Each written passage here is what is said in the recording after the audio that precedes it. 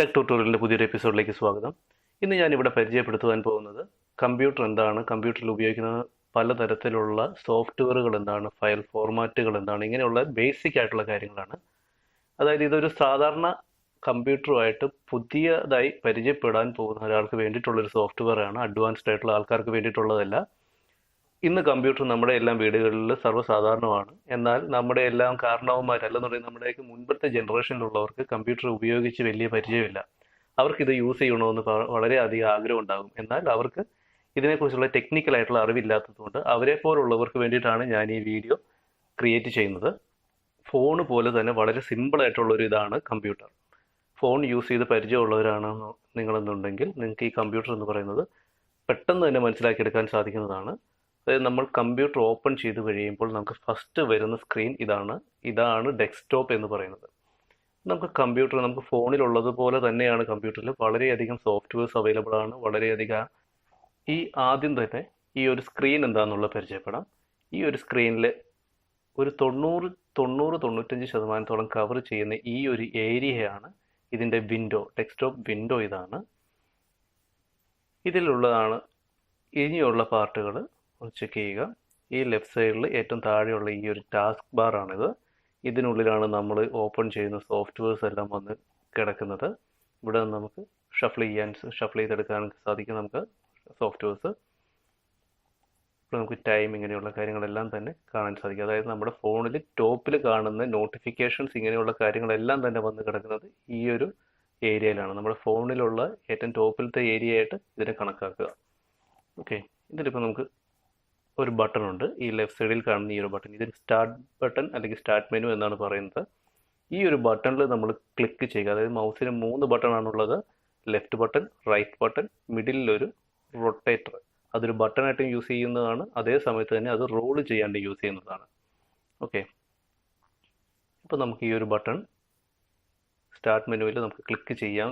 Right button അല്ല, left button ആണ്. നമുക്ക് റൈറ്റ് ബട്ടൺ യൂസ് ചെയ്യുന്നത് എപ്പോഴും ഓപ്ഷൻസിന് വേണ്ടിയിട്ടാണ്. അതായത് നമ്മുടെ മൊബൈലിൽ ലോങ് പ്രസ്സിന് പകരം നമ്മൾ കമ്പ്യൂട്ടർ യൂസ് ചെയ്യുന്നതാണ് റൈറ്റ് ബട്ടൺ. ഇപ്പം ഡെസ്ക്ടോപ്പിൽ നമ്മൾ സാധാരണയായിട്ട് ഒന്ന് ക്ലിക്ക് ചെയ്ത് റൈറ്റ് ബട്ടൺ ക്ലിക്ക് ചെയ്ത് കഴിഞ്ഞാൽ ഇതുപോലെ കുറച്ച് ഓപ്ഷൻസ് ആയിരിക്കും വരുന്നത്. ഞാൻ ജസ്റ്റ് ഒന്ന് റീഫ്രഷ് ചെയ്യുന്നു. ഓക്കെ, ഇതിൽ ഞാൻ സ്റ്റാർട്ട് മെനുവിൽ ലെഫ്റ്റ് ബട്ടൺ ക്ലിക്ക് ചെയ്യുന്നു. ഓക്കെ, അപ്പോൾ ഇതിൽ വളരെയധികം ഓപ്ഷൻസ് ഉണ്ട്. ഇതിനകത്ത് സോഫ്റ്റ്വെയർസ് എല്ലാം തന്നെ ഈ ഒരു മെനുവിൽ നമുക്ക് കാണാൻ സാധിക്കുന്നതായിരിക്കും. ഈ ഒരു സെക്ഷനിൽ സോഫ്റ്റ്വെയർസ് നമുക്ക് കാണാൻ സാധിക്കുന്നതായിരിക്കും. ഇതിൽ നമുക്ക് സ്ക്രോൾ ചെയ്യാം. ഏതൊക്കെ സോഫ്റ്റ്വെയർ ഞാൻ ഈ ഫോണിൽ സിസ്റ്റത്തിൽ ഇൻസ്റ്റാൾ ചെയ്തിട്ടുണ്ടോ അതെല്ലാം തന്നെ ഇവിടെ ലിസ്റ്റ് ചെയ്യുന്നതായിരിക്കും. ഓക്കെ, ഇനിയുള്ള അടുത്തൊരു ഏരിയ എന്ന് പറയുന്നത് ഇത് നമുക്ക് കലണ്ടർ ഇതുപോലുള്ള നമുക്ക് ആപ്ലിക്കേഷൻസ്, നമുക്ക് ബേസിക് ആയിട്ടുള്ള കുറച്ച് ആപ്ലിക്കേഷൻസ് അല്ലെന്നുണ്ടെങ്കിൽ നോട്ടിഫിക്കേഷൻസ്, കുറച്ച് ഫീച്ചേഴ്സ് ഇതിനകത്ത് ആഡ് ചെയ്തിരിക്കുന്നതാണ്. ഇത് നമുക്ക് ഡ്രാഗ് ആൻഡ് ഡ്രോപ്പ് ആണ്. നമുക്കിത് ഇഷ്ടപ്പെട്ടില്ല എന്നുണ്ടെങ്കിൽ നമുക്ക് അൺപിൻ ചെയ്യാം, അൺഇൻസ്റ്റാൾ ചെയ്യാം. സോഫ്റ്റ്വെയർസ് നമുക്ക് ഇവിടുന്ന് തന്നെ ഈസി ആക്സസിനൊക്കെ വേണ്ടിയിട്ട് കൊടുത്തിരിക്കുകയാണ്. ഇപ്പോൾ എനിക്ക് കാൽക്കുലേറ്റർ ഓപ്പൺ ചെയ്യണമെന്നുണ്ടെങ്കിൽ ഇതിനകത്തൊന്നും തപ്പിപ്പിടിക്കേണ്ട കാര്യമില്ല. ഇതിൽ ഒരു കാൽക്കുലേറ്ററിൻ്റെ ഐക്കണുണ്ട്. ഓക്കെ, ജസ്റ്റ് കാൽക്കുലേറ്റർ ഓപ്പൺ ചെയ്യുന്നു. ഓക്കെ, ഒന്നുകിൽ എനിക്ക് ഇവിടെ നിന്ന് ക്ലിക്ക് ചെയ്ത് ടൈപ്പ് ചെയ്യാം, അല്ല എങ്കിൽ എനിക്ക് എൻ്റെ കമ്പ്യൂട്ടറിലെ കീബോർഡിൽ ടൈപ്പ് ചെയ്യാവുന്നതാണ്. അതിവിടെ വർക്കാവും. ഓക്കെ, ഇത് ഞാൻ ക്ലോസ് ചെയ്യുന്നു. ഓക്കെ, ഇതിൽ നമുക്ക് ഈ ഒരു ഐക്കണിൻ്റെ സൈസ് കൂട്ടണം എന്നുണ്ടെങ്കിൽ ജസ്റ്റ് ഡ്രാഗ് ചെയ്തുക.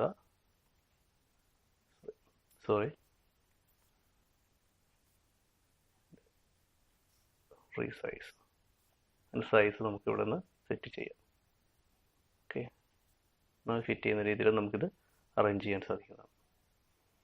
ഓക്കെ, ഇനിയിപ്പോൾ നമുക്ക് ഫയൽസ് എന്താണ്, ഫയൽ ഫോർമാറ്റുകൾ എന്താണെന്നുള്ളത് നമുക്ക് ചെക്ക് ചെയ്യാം. നമുക്ക് കമ്പ്യൂട്ടറിൽ, നമുക്ക് മൊബൈലിൽ നമുക്കറിയാവുന്നതാണ്, ഫോട്ടോ എടുക്കുന്നതെല്ലാം തന്നെ നമുക്ക് ഒരു ഫോൾഡറിൽ ചെന്ന് ക്രിയേറ്റ് ആകും. വീഡിയോ എടുക്കുന്നത് അതിൽ സെപ്പറേറ്റ് ഒരു ഫോൾഡർ ക്രിയേറ്റ് ആകും. വാട്സപ്പിനൊരു ഫോൾഡർ, ടെലിഗ്രാമിനൊരു ഫോൾഡർ, ഫേസ്ബുക്കിനൊരു ഫോൾഡർ, ഇങ്ങനെ എല്ലാ സോഫ്റ്റ്വെയറിനും അതിൻ്റേതായിട്ടുള്ളൊരു ഫോൾഡർ ആയിരിക്കും ഓപ്പൺ ചെയ്ത് അതിനുള്ളിലായിരിക്കും അതിൻ്റെ ഫയലുകൾ സേവ് ചെയ്ത് വെക്കുക. അപ്പോൾ ഇതുപോലെ തന്നെ നമുക്ക് കമ്പ്യൂട്ടറിൽ നമ്മുടേതായിട്ടുള്ള ഫയലുകൾ നമുക്ക് സേവ് ചെയ്യാൻ സാധിക്കും. അപ്പം അത്തരത്തിൽ ഞാൻ സേവ് ചെയ്തിരിക്കുന്ന ഒരു ഫോൾഡറാണിത്. ഓക്കെ, ഈ ഫോൾഡർ ഞാൻ ഓപ്പൺ ചെയ്യുന്നു. ഇതിൽ ഞാൻ പല ഫയൽ ഫോർമാറ്റിലുള്ള ഐറ്റംസ് ഞാൻ ഇതിനകത്ത് യൂസ് ചെയ്തിട്ടുണ്ട്. ഇതിൽ നമുക്ക് പല സെക്ഷനായിട്ട് കാണിക്കും. ഇവിടെയാണ് ഞാൻ ആ ഫയലിൻ്റെ പേര് എന്താണെന്നുള്ളത് ഈ ഒരു സെക്ഷനിൽ നമുക്ക് ഫസ്റ്റ് ഈ സെക്ഷനിൽ നമുക്ക് കാണാൻ സാധിക്കും. ഇതിൽ നമുക്ക് എന്നാണ് അതിൽ നമ്മൾ ക്രിയേറ്റ് ചെയ്തത് അല്ലെന്നുണ്ടെങ്കിൽ മോഡിഫൈ ചെയ്തത് എന്നുള്ളത് ഈ ഒരു സെക്ഷനിൽ നമുക്ക് കാണാൻ സാധിക്കും. ഈ ഒരു സെക്ഷനിൽ അതിൻ്റെ ഫോർമാറ്റ് എന്താണ് എന്നുള്ളത് നമുക്ക് അറിയാൻ സാധിക്കും. ഇവിടെ അതിൻ്റെ സൈസ്, ഇത്രയും ഡീറ്റെയിൽസ് നമുക്ക് ഒറ്റ സ്ക്രീനിൽ നമുക്ക് അറിയാൻ സാധിക്കും.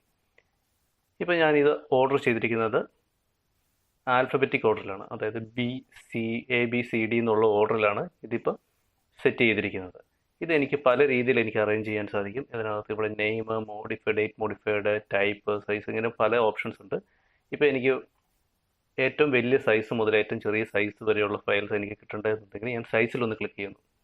ഇപ്പോൾ ആദ്യം തന്നെ ലിസ്റ്റ് ചെയ്യുന്നത് ഏറ്റവും ഫയൽ സൈസ്, മെമ്മറി സൈസ് കൂടിയ ഒരു ഫയലായിരിക്കും എനിക്കിവിടെ കാണിച്ചു തരുന്നത്. ഇപ്പോൾ ഇത് നേരെ തിരിച്ച് എനിക്ക് ഇവിടെ കാണിക്കുന്ന ഈ 0 KB ഉള്ള ഫയലാണ് എനിക്ക് ഏറ്റവും ടോപ്പിൽ കാണിക്കേണ്ടത് എന്നുണ്ടെങ്കിൽ ഈ സൈസിൽ ഒന്നുകൂടി ക്ലിക്ക് ചെയ്യുക. അപ്പം നേരെ തിരിച്ചായിരിക്കും വരുന്നത്. ഇപ്പോൾ നമുക്ക് ഡേറ്റ് മോഡിഫൈ ചെയ്തതനുസരിച്ച് നമുക്ക് ഇന്ന് നമ്മൾ മോഡിഫൈ ചെയ്തിരിക്കുന്നത് അല്ലെന്നുണ്ടെങ്കിൽ ലാസ്റ്റ് ഡേറ്റിൽ മോഡിഫൈ ചെയ്തിരിക്കുന്നത് ഏതാണ് ഡേറ്റ് അതാണ് വേണ്ടത് എന്നുണ്ടെങ്കിൽ ഡേറ്റ് മോഡിഫൈഡിലൊന്ന് ക്ലിക്ക് ചെയ്യുക. 26-ാം തീയതിയാണ് ഇന്ന്. അപ്പോൾ ഇന്ന് ഞാനത് ക്രിയേറ്റ് ചെയ്തിരിക്കുന്ന ഫയൽസ് ഇത് രണ്ടെണ്ണമാണ്. പിന്നെയുള്ളത് 23-ാം തീയതി ക്രിയേറ്റ് ചെയ്തിരിക്കുന്ന ഒരു ഫയല്, 23-ാം തീയതി ക്രിയേറ്റ് ചെയ്തിരിക്കുന്ന ഒരു വീഡിയോ ഫയല്, 22-ാം തീയതി ക്രിയേറ്റ് ചെയ്തിരിക്കുന്ന ഒരു MP3, 17-ാം തീയതി ക്രിയേറ്റ് ചെയ്തിരിക്കുന്ന ഒരു JPEG ഇമേജ്, ഇങ്ങനെയുള്ള ഫോർമാറ്റുകൾ നമുക്ക് കാണാൻ സാധിക്കും. ഇപ്പോൾ ഇതിൽ നമുക്ക് മേജറായിട്ട് നമ്മൾ യൂസ് ചെയ്യുന്ന കുറച്ച് ഫോർമാറ്റുകളാണ് ഞാൻ ഇതിനകത്ത് യൂസ് ചെയ്തിരിക്കുന്നത്. ഇതിൽ DTH ഡോട്ട്, ഒരു ഫയൽ നെയിം, അതിനുശേഷം വരുന്ന ഈ ഡോട്ടിന് ശേഷം വരുന്ന ലാസ്റ്റത്തെ അക്ഷരങ്ങൾ ഏതാണോ, അക്ഷരങ്ങളോ അക്കങ്ങളോ ഏതാണോ അതാണ് ആ ഫയൽ എന്ത് ടൈപ്പ് ഫയലാണെന്നുള്ളത് കമ്പ്യൂട്ടറിനോട് പറഞ്ഞു കൊടുക്കുന്നത്. അതായത് .mp4 എന്നാണ് ഈ ഒരു ഫയലിൻ്റെ ഫോർമാറ്റ്. File format MP4 ഫോർമാറ്റാണ്. ആരെങ്കിലും ഫോർമാറ്റ് ഏതാണെന്ന് ചോദിച്ചു കഴിഞ്ഞാൽ MP4 ഫോർമാറ്റ് എന്ന് പറയുന്നത് ഇതിന് .mp4. ഓക്കെ, ഈ ഒരു ഫയലിൻ്റെ ഫോർമാറ്റ് AVI ആണ്. ഈ ഒരു ഫയൽ ഫോർമാറ്റിൻ്റെ ഫോർമാറ്റ് MP3 ആണ്. ഓക്കെ, ഇതിൽ MP4, AVI, MKV തുടങ്ങിയ ഫോർമാറ്റുകളെല്ലാം തന്നെ വീഡിയോ ഫോർമാറ്റുകളാണ്. MP3 ഫോർമാറ്റ് എന്ന് പറയുന്നത് നമ്മുടെ സാധാരണ ഓഡിയോ അല്ലെങ്കിൽ സൗണ്ടാണ്. JPG, PNG മുതലായ ഫോർമാറ്റുകളുണ്ട്. അതെല്ലാം ഇമേജിൻ്റെ പല ഫോർമാറ്റുകളാണ്. ഇതിൽ നമുക്ക് ഏറ്റവും കൂടുതലായി യൂസ് ചെയ്യുന്നത് JPG ഫോർമാറ്റ് തന്നെയായിരിക്കും. വീഡിയോയിൽ നമ്മൾ കൂടുതലായിട്ട് യൂസ് ചെയ്യുന്ന ഫോർമാറ്റ് MP4, MPG അല്ല എങ്കിൽ AVI ഫോർമാറ്റുകളാണ് ഏറ്റവും അധികമായിട്ട് നമ്മൾ യൂസ് ചെയ്തിരിക്കുന്നത്. ഫോണുകളിൽ ഇതിൽ ഏറ്റവും കൂടുതലധികം യൂസ് ചെയ്യുന്നത് MP4 ഫോർമാറ്റിനായിരിക്കും. അതായത് നമ്മൾ ഫോണിൽ റെക്കോർഡ് ചെയ്യുന്ന വീഡിയോസ് എല്ലാം MP4 ഫോർമാറ്റ് ആയിരിക്കും. പിന്നെയുള്ളത് PDF എന്നുള്ളൊരു ഫോർമാറ്റാണ്. ഇത് നമുക്ക് ഡോക്യുമെൻറ്റേഷന് വേണ്ടിയിട്ടുള്ളൊരു ഫോർമാറ്റാണ്. ഇതിൽ എഡിറ്റിംഗ് ഒക്കെ ഒരല്പം ബുദ്ധിമുട്ടാണ്. അതായത് നമ്മുടെ ആധാർ കാർഡ് അങ്ങനെയുള്ള ഇതെല്ലാം നമുക്ക് ഗവൺമെൻറ്റിൽ നിന്ന് തരുന്നത് PDF ഫോർമാറ്റ്, PDF വഴിയാണ്. ഓക്കെ, ഇതിൽ നമുക്ക് ഇമേജസ് നമുക്ക് യൂസ് ചെയ്യാം. PDF ഫോർമാറ്റിൽ നമുക്ക് ഇമേജസ് യൂസ് ചെയ്യാം, മ്യൂസിക് യൂസ് ചെയ്യാം, വീഡിയോസ് യൂസ് ചെയ്യാം, എന്ത് ഫോർമാറ്റ് വേണം നമുക്ക് യൂസ് ചെയ്യാം. അതിനനുസരിച്ച് ഫയൽ സൈസ് കൂടുന്നുള്ളൂ. നോർമലി ഇത് നമ്മൾ യൂസ് ചെയ്യുന്നത് ഡോക്യുമെൻറ്റ്സ് നമുക്ക് എഡിറ്റ് ചെയ്യാൻ പറ്റാത്ത രീതിയിൽ ആക്കി വേറൊരു പാർട്ടിക്ക് അയക്കുന്നതിന് വേണ്ടിയിട്ടാണ് നമ്മൾ PDF നമ്മൾ യൂസ് ചെയ്യുന്നത്. പിന്നെ ഉള്ളത് വേഡ് എന്ന് പറയുന്നൊരു ഫോർമാറ്റിൻ്റെയാണ്. ഇതിൽ DOCX എന്ന് പറയും. ഇതിൻ്റെ ഫോർമാറ്റ് ഡോക്യുമെൻറ്റ് 10 എന്നുള്ള ഇതാണ് എക്സ്റ്റൻഷൻ ഉള്ളത്. ഇത് ഡോക്യുമെൻ്റ് ആണ്. ഇതിൽ നമ്മൾ ബയോഡേറ്റ അങ്ങനെയുള്ളത് ക്രിയേറ്റ് ചെയ്യാണ്ട് നമുക്ക് ആവശ്യമുള്ള കാര്യങ്ങൾ ഇതിനകത്ത് ടൈപ്പ് ചെയ്യാൻ വേണ്ടിയിട്ട് നമ്മൾ യൂസ് ചെയ്യുന്ന ഫോർമാറ്റാണ് വേഡ് എന്ന് പറയുന്ന ഫോർമാറ്റ്. ഇത് വളരെയധികം യൂസ് ചെയ്യുന്ന ഒരു ഫോർമാറ്റാണ്. ഇതിനെക്കുറിച്ച് നമുക്ക് കൂടുതലായിട്ട് അടുത്ത ക്ലാസ്സുകളിൽ നമുക്ക് നോക്കാം. ഇത് വേഡിന് വേണ്ടി മാത്രമായിട്ട് നമ്മൾ കുറച്ച് വീഡിയോസും കൂടി നമ്മൾ ഉടനെ തന്നെ ചെയ്യുന്നുണ്ട്. Word, Excel presentation, PowerPoint presentations, ഇങ്ങനെ എല്ലാത്തിനും വേണ്ടിയിട്ടും സെപ്പറേറ്റ് വീഡിയോ ട്യൂട്ടോറിയൽസ് തന്നെ നമ്മൾ ചെയ്യുന്നുണ്ട്. നിങ്ങൾക്ക് ഓരോ ട്യൂട്ടോറിയൽസ് ആയിട്ട് കണ്ട് ഇതിൽ നിങ്ങൾക്ക് മാസ്റ്റർ ആകാവുന്നതാണ്. നിങ്ങൾക്ക് ഇതിൽ സാധാരണ ഒരു പ്രൊഫഷണൽ ചെയ്യുന്ന പോലെ തന്നെ നിങ്ങൾക്ക് ഇതിനകത്തുള്ള കാര്യങ്ങളെല്ലാം തന്നെ ചെയ്യാവുന്നതാണ്. ഓക്കെ, ഞാൻ ഇത് ക്ലോസ് ചെയ്യുന്നു. അതിനുവേണ്ടി നമ്മളിവിടെ യൂസ് ചെയ്യേണ്ടത് ഇവിടെ ഒരു 3 ബട്ടൺസ് ഉണ്ട്. ഇതിനകത്ത് ഏറ്റവും റൈറ്റ് സൈഡിലുള്ള ബട്ടണാണ് ക്ലോസ് ബട്ടൺ. ഇതിൽ ക്ലിക്ക് ചെയ്ത് കഴിഞ്ഞാൽ ക്ലോസ് ആകും. രണ്ടാമതുള്ളത് റീസ്റ്റോർ ബട്ടൺ. ഇതിൽ ക്ലിക്ക് ചെയ്ത് കഴിഞ്ഞാൽ ഇത് ഒരേ സമയത്ത് റീസ്റ്റോർ ബട്ടണുമാണ്, മാക്സിമൈസ് ബട്ടണുമാണ്. ക്ലിക്ക് ചെയ്ത് കഴിഞ്ഞാൽ ഇത് സ്ക്രീനിൻ്റെ സൈസ് കുറയും. അതിനുശേഷം നമുക്ക് സ്ക്രീനിൻ്റെ സൈസ് നമുക്ക് അഡ്ജസ്റ്റ് ചെയ്ത് വെക്കാൻ സാധിക്കും. നമ്മുടെ സൗകര്യത്തിനനുസരിച്ച് നമുക്ക് വേറെ ഏതെങ്കിലും സോഫ്റ്റ്വെയർസ് യൂസ് ചെയ്യുന്നുണ്ടെങ്കിൽ, ഇപ്പോൾ ഉദാഹരണത്തിന് 2 ഫോൾഡർ ഞാനിവിടെ ഒരു ഫോൾഡർ കൂടി ഞാൻ ഓപ്പൺ ചെയ്യുന്നു. ഈ ഒരു ഫോൾഡർ ഞാൻ ഇവിടെ കൊണ്ടുവച്ച് ഇത് രണ്ടും എനിക്ക് ഒരേ സമയത്ത് കാണണമെന്നുണ്ടെങ്കിൽ ഇതുപോലെ എനിക്ക് അഡ്ജസ്റ്റ് ചെയ്ത് വെക്കാൻ സാധിക്കുന്നതാണ്. ഓക്കെ, എനിക്കൊരു ഫയൽ ഇവിടെ നിന്ന് കോപ്പി എടുത്ത് ഇപ്പുറത്തോട്ട് ഇടണം എന്നുണ്ടെങ്കിലൊക്കെ എനിക്കത് യൂസ് ചെയ്യാവുന്നതാണ്. ഓക്കെ, പിന്നെ ഇത് നമുക്ക് പഴയ സ്ക്രീനിൽ തന്നെ രീതിയിൽ തന്നെ വേണമെന്നുണ്ടെങ്കിൽ നമുക്ക് ഒന്നെങ്കിൽ മാക്സിമൈസ് ബട്ടൺ യൂസ് ചെയ്യുക, അല്ല എങ്കിൽ ഈ ഒരു ബാറിൽ ഡബിൾ ക്ലിക്ക് ചെയ്യുക. ആ ഡബിൾ ക്ലിക്ക് ചെയ്ത് കഴിഞ്ഞാൽ വീണ്ടും അത് ചെറുതാകും, ഡബിൾ ക്ലിക്ക് ചെയ്ത് കഴിഞ്ഞാൽ വലുതാകും. ഇനി നമുക്കിത് ക്ലോസ് ചെയ്യേണ്ടത്, നമുക്കത് മിനിമൈസ് ചെയ്ത് നമുക്ക് പിന്നീടത്തേക്ക് നമുക്ക് എടുക്കാനായിട്ട് വേണ്ടിയിട്ടാണ് എന്നുണ്ടെങ്കിൽ ഈ ഒരു മൈനസ് ബട്ടണിൽ ക്ലിക്ക് ചെയ്ത്, മിനിമൈസ് ബട്ടൺ ആണ്, ഇത് ജസ്റ്റ് ക്ലിക്ക് ചെയ്യുക, ഹൈഡായി കിടക്കും. ഈ ഹൈഡായി കിടക്കുന്നത് താഴെ കാണാവുന്നതാണ്. നമ്മൾ ഓപ്പൺ ചെയ്തിരിക്കുന്ന ഫോൾഡർ ഇവിടെ ഒരു ലൈൻ അടിയിൽ നമുക്ക് കാണാവുന്നതാണ്. ഓക്കെ, ജസ്റ്റ് ക്ലിക്ക് ചെയ്ത് കഴിഞ്ഞാൽ അത് തിരിച്ചു വരും. ഓക്കെ, ഇനിയിപ്പോൾ നമുക്ക് പല സോഫ്റ്റ്വെയർസ് ഏതൊക്കെയാണെന്ന് നമുക്ക് നോക്കാം. നമ്മൾ ഈ കമ്പ്യൂട്ടറിൽ ഇൻസ്റ്റാൾ ചെയ്തിരിക്കുന്ന ഡിഫോൾട്ടായിട്ട് കുറച്ച്, അതായത് നമ്മുടെ ഫോണുകളിൽ ഇൻസ്റ്റാൾ ആയി വരുന്ന പോലെ കുറച്ച് ഡിഫോൾട്ട് സോഫ്റ്റ്വെയർസ് ഇതിനകത്ത് വരുന്നുണ്ട്. ഇത് കൂടാതെ നമുക്ക് പല സോഫ്റ്റ്വെയർസ് നമുക്ക് ഇതിനകത്ത് ഇൻസ്റ്റാൾ ചെയ്യാൻ സാധിക്കും.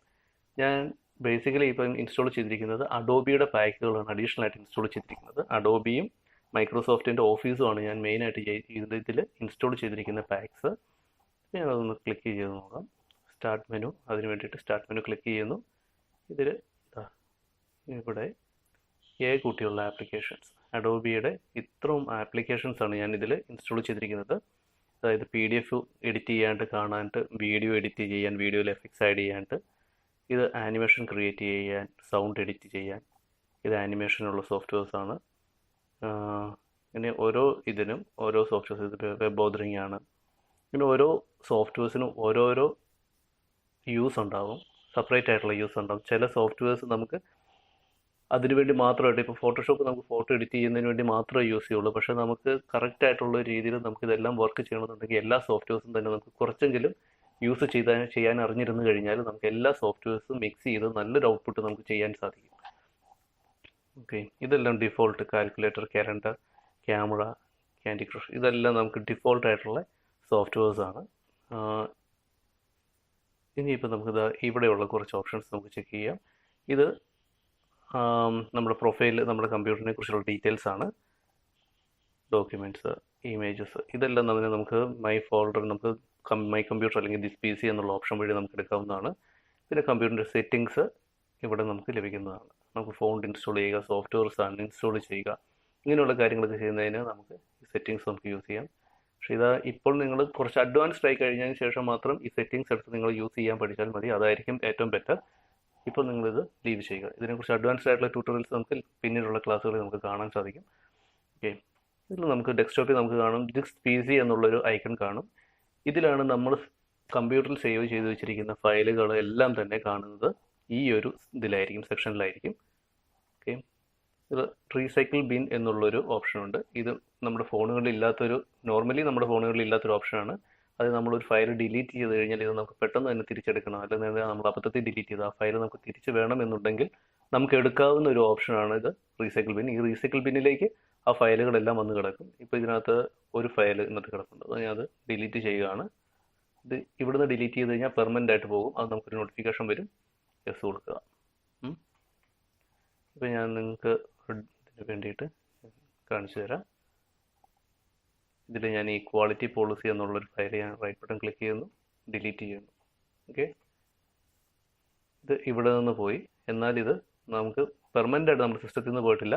ഒരു 30 ദിവസം വരെ നമുക്ക് ഈ റീസൈക്കിൾ ബിന്നിൽ നമുക്ക് ഈ ഫയൽ കിടക്കുന്നതായിരിക്കും. 30 ദിവസത്തിനുള്ളിൽ നമുക്ക് വേണമെന്നുണ്ടെങ്കിൽ നമുക്ക് ഈ ഫയൽ റൈറ്റ് ബട്ടൺ ക്ലിക്ക് ചെയ്ത് റീസ്റ്റോർ എന്നുള്ളൊരു ഓപ്ഷൻ ഉണ്ട്. ഈ ഓപ്ഷൻ കൊടുത്തു കഴിഞ്ഞാൽ നമുക്ക് അത് എവിടെ നിന്നാണ് ഡിലീറ്റ് ചെയ്ത് അങ്ങോട്ടേക്ക് നമുക്ക് തിരിച്ച് കിട്ടും. അല്ലെങ്കിൽ കട്ട് കൊടുത്ത് നമുക്ക് പേസ്റ്റ് ചെയ്യാം. ആ ഫയൽ നമുക്ക് ഡെസ്ക്ടോപ്പിലേക്ക് പേസ്റ്റ് ആയിട്ടുണ്ട്. ഇപ്പോൾ ഓക്കെ, ഡിലീറ്റ് ചെയ്ത് കളയും.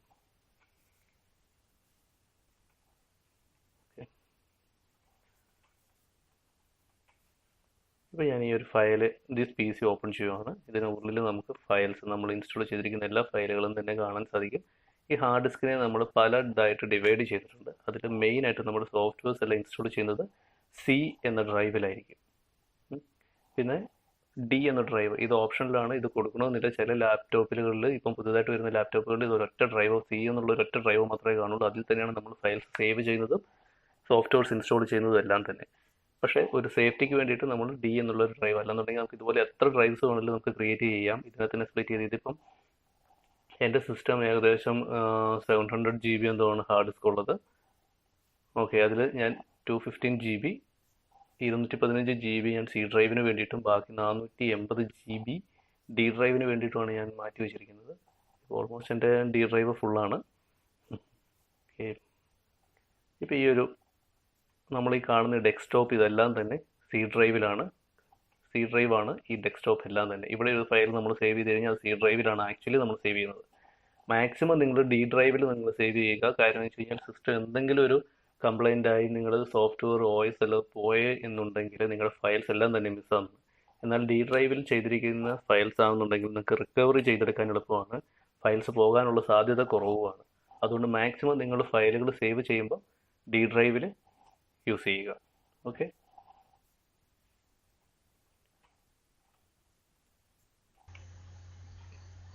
ഇത്രയാണ് നിങ്ങൾക്ക് കമ്പ്യൂട്ടറിനെ കുറിച്ച് ബേസിക് ആയിട്ട് അറിയേണ്ടുന്ന കാര്യങ്ങൾ. ഇനി നമുക്ക് എങ്ങനെ കമ്പ്യൂട്ടർ ഇത് ഓഫ് ചെയ്യാമെന്ന് നോക്കുക. നമ്മൾ TV അല്ലെന്നുണ്ടെങ്കിൽ നമ്മൾ VCR ഒക്കെ ഓഫ് ചെയ്യുന്നത്, VCD ഒക്കെ ഓഫ് ചെയ്യുന്ന പോലെ ഡയറക്റ്റ് നമ്മൾ ഓഫ് ചെയ്യരുത്, സ്വിച്ച് ഓഫ് ചെയ്യരുത്. കമ്പ്യൂട്ടർ എപ്പോഴും പ്രോപ്പറായിട്ട് വേണം ഓഫ് ചെയ്യാണ്ട്, അല്ലെങ്കിൽ കമ്പ്യൂട്ടർ പെട്ടെന്ന് തന്നെ കേടുവരാനുള്ള ചാൻസ് ഉണ്ട്. അതിന് വേണ്ടിയിട്ട് നമ്മൾ സ്റ്റാർട്ട് മെനുവിൽ നമ്മൾ ക്ലിക്ക് ചെയ്യുന്നു. അതിനുശേഷം അതിൽ നിന്നും ഈ ഫസ്റ്റ് കാണുന്ന ഓപ്ഷൻ പവർ, ഈ ഒരു ഓപ്ഷൻ സെലക്ട് ചെയ്യുക. Windows 8 ആണ് നിങ്ങൾ യൂസ് ചെയ്യുന്നത് എന്നുണ്ടെങ്കിൽ സ്റ്റാർട്ട് മെനു അതിലുണ്ടായിരിക്കുന്നതല്ല.